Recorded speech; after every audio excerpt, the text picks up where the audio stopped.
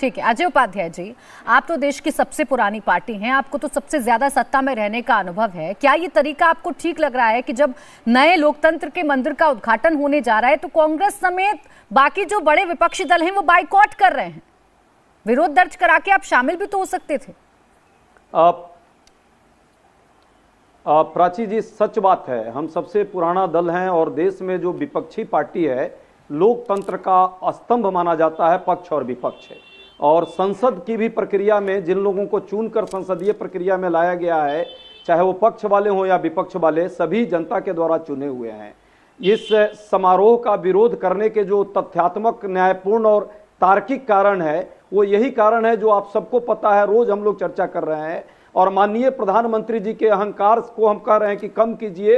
और महामहिम जो देश का सर्वोच्च पद है, सबसे पहला व्यक्ति होता है, वो अच्छी बात और है, खुशी की बात कि वो महिला भी हैं और आदिवासी भी हैं, तो उनसे यदि आप उद्घाटन कराएंगे तो सबका उसमें मान सम्मान बढ़ेगा और देश का मान सम्मान बढ़ेगा। लेकिन दिक्कत यहां है कि ये बार बार जो भाजपा के लोग कर रहे हैं, जनता देख रही है। आपने भी कहा, कांग्रेस पार्टी को या विपक्ष को ये कोई शौक नहीं है। हम सब चाहते हैं कि इस तरह के समारोह में देश का पहला पद जो है, सर्वोच्च पद है, वो इसको आकर के उद्घाटन करे और हम सभी लोग सम्मिलित हों।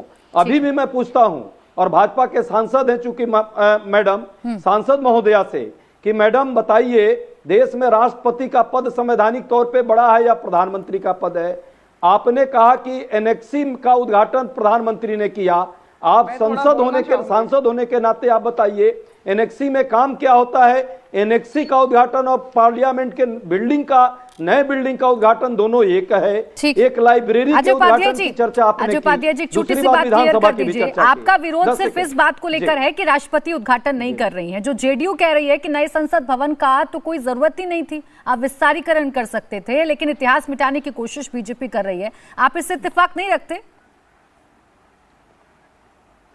देखिए, नीतीश कुमार जी के जो बात है, जो मैंने भी उस संदर्भ समझा है, उनका कहना जो था कि भाई जो परिस्थिति है, और ये कांग्रेस पार्टी भी पहले इस बात पर चर्चा की थी, याद होगा आपको, आपने भी 2-3 डिबेट कोरोना के समय कराया था, जिसमें ये स्पष्ट हम लोगों ने कहा था कि कोई भी चीज का टाइम, काल, समय होता है।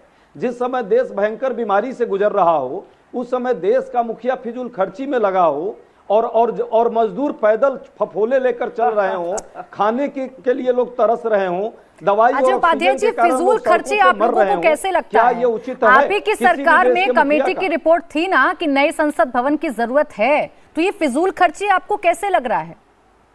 जी प्राची जी, बहुत अच्छा प्रश्न है आपका। मैं कह रहा हूं, टाइमिंग की बात होती है। जब आपके घर में कोई संकट में हो, जब परिवार में बीमारियों से लोग ग्रस्त हो, उस समय परिवार का मुखिया तांडव और नाटक और कीर्तन नहीं करता है, या नए चीज का उद्घाटन उस समय नहीं किया जाता है, कोई समारोह नहीं किया जाता है। ये एक सामान्य सी काल समय परिस्थिति है। आपने देखा उस समय सभी चीज कैसे खत्म हो गए थे, अर्थव्यवस्था की क्या हालात थी। हम सब क्या कहते थे कि आगे आप इसको कीजिए सेंट्रल विस्टा प्रोजेक्ट को, लेकिन कम से कम ये टाइमिंग है, टाइमिंग का ख्याल रखिए। चलिए, अपराजिता जी, टाइमिंग का ख्याल आप लोगों ने नहीं रखा, और लोकतंत्र में अहंकार में इतना ज्यादा है कि ना राष्ट्रपति का क्या पद होना चाहिए, उनके क्या अधिकार होने चाहिए, आप उसका भी हनन कर रहे हैं। छोटा सा जवाब दे दीजिए। ख्याल नहीं है। इंडिया टीवी हर वक्त हर जगह डाउनलोड करने के लिए सर्च करें India TV news Google play store या ऐप स्टोर पर।